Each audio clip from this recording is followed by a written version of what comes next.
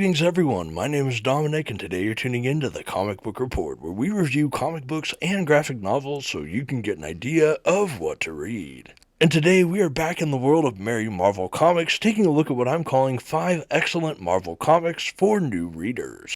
To showcase that, I did pick out 5 omnibus editions, which if you're unaware are these oversized hardcover editions in front of me, but these runs can be found in single issue, smaller collections like trade paperback.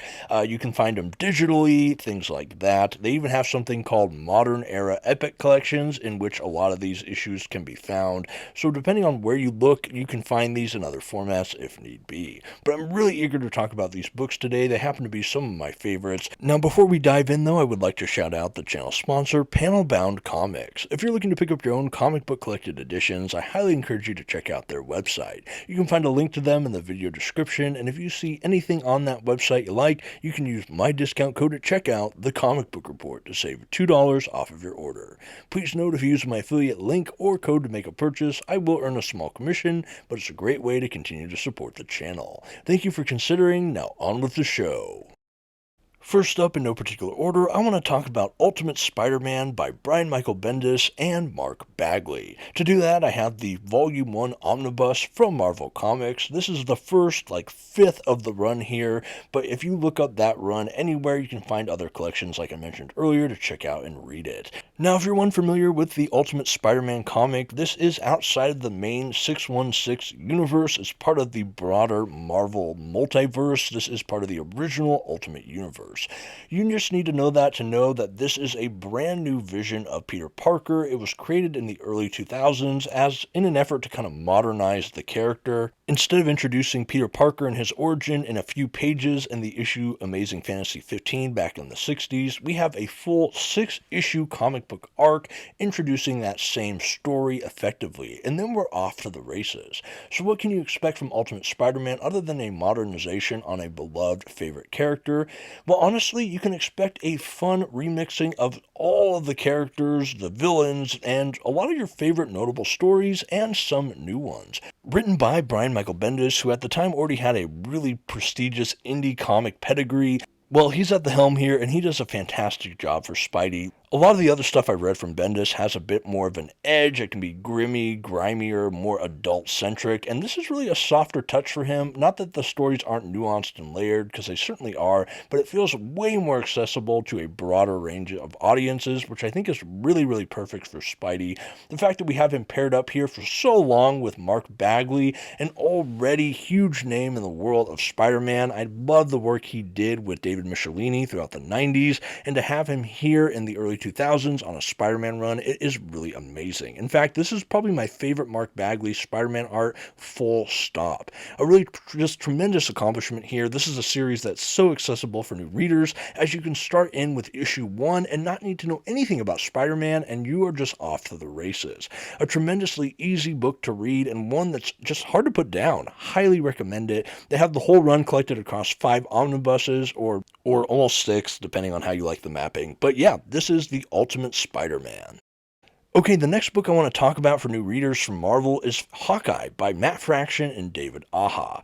Now, this might be an unusual pick for those that maybe are a little more well-versed with Marvel, but I'd like to justify why I think this is so good for new readers. I think that a new reader can be someone who's always really wanted to dive into superhero comics, but a new reader might be someone who already likes to read other kinds of books and is maybe hesitant of the superhero catalog that Marvel boasts so extensively with. And to that end, I think that Hawkeye is a really good bridge, because this isn't Hawkeye having huge galaxy-saving adventures with the Avengers. No, this is what Hawkeye does in his downtime. A lot of the stories we have here not only have Clint Barton's Hawkeye, but also Kate Bishop as kind of a young Hawkeye protege, and they just kind of have these smaller-scale local adventures, some in their own kind of apartment complex or building, and some just spanning in the local communities. You still have a lot of good kind of crime versus good storylines, but they feel much more slice of life, and I think that you get a much more appreciation for the characters involved rather than the straight up super heroic action sequences that you might expect in a lot of other Marvel comics.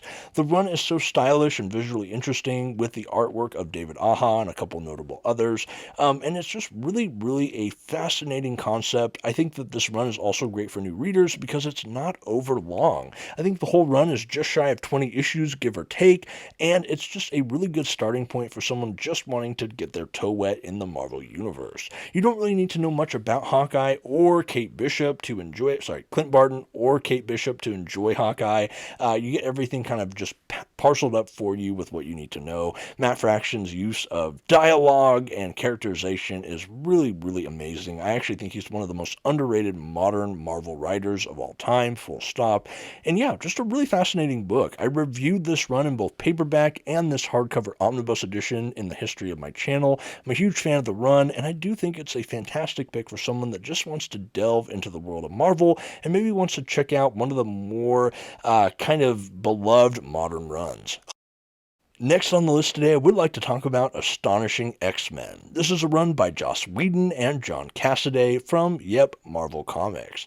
Why did I pick this? Because I think X-Men is already a very beloved franchise in the kind of pop culture zeitgeist, whether you're a fan of the movies, cartoons, action figures, trading cards, whatever. I mean, X-Men are all over the place. I think since at least the 80s, 90s, they really blew up there. They were obviously characters before then, but especially those decades, X-Men just kind of hit the scene and they never really left. I think there's a lot of people that are fans of X-Men that maybe have never picked up an X-Men comic. They can be a bit hard to get into just because there are so many different X-Men characters and spin-offs, and they're so very lore heavy. It can be hard to get a foothold into the franchise. Because of that, I do always love to find kind of on-ramps for newer readers, and I think Astonishing is really good to that end.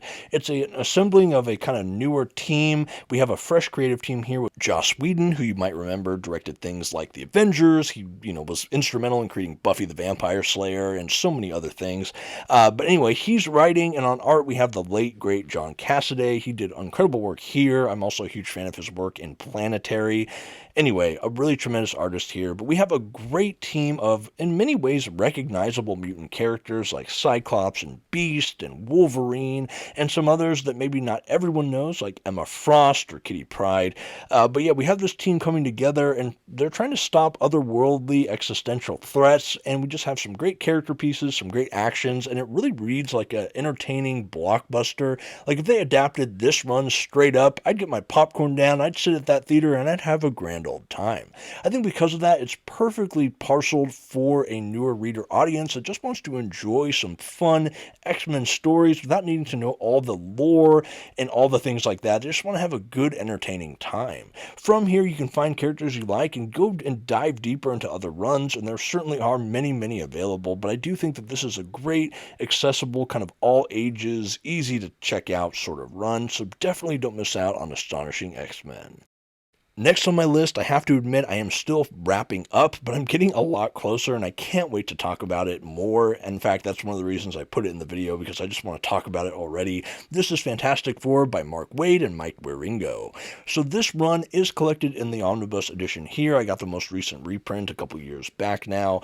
You can find this in trade paperback, digitally, other formats as well, but this is a very fun modern run on Fantastic Four. We have the incredible artwork from the late great Mike Wieringo, who I also saw his art in the pages of Flash, for example. He has more of a rounded, kind of animated pop, cartoony style to it. So if you want the more kind of photorealistic or kind of sketchy, hard-lined, this isn't that style. This is much more rounded, more kind of pleasing to the eye kind of look.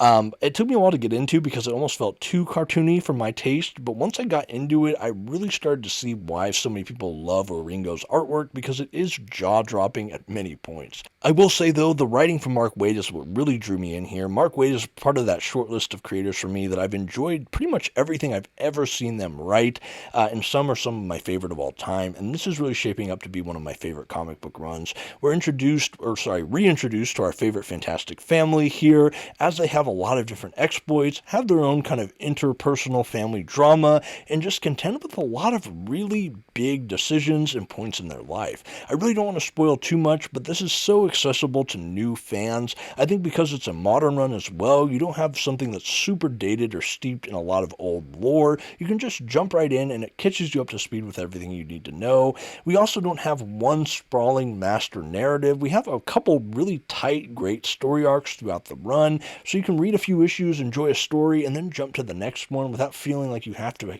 get your notes out and kind of study every little thing as it builds to some kind of master kind of point. It's just, again, these great self-contained little stories, really character-driven. I think all the characters are so very likable in this, except for the ones you're not supposed to like. A great sequence of Doctor Doom stories in here, too. Highly recommend this run. I think it's great for new and returning fans of our favorite foursome. And not to be outdone, to round out our list today, I do want to talk about Silver Surfer by Dan Slott and Mike and Laura Allred.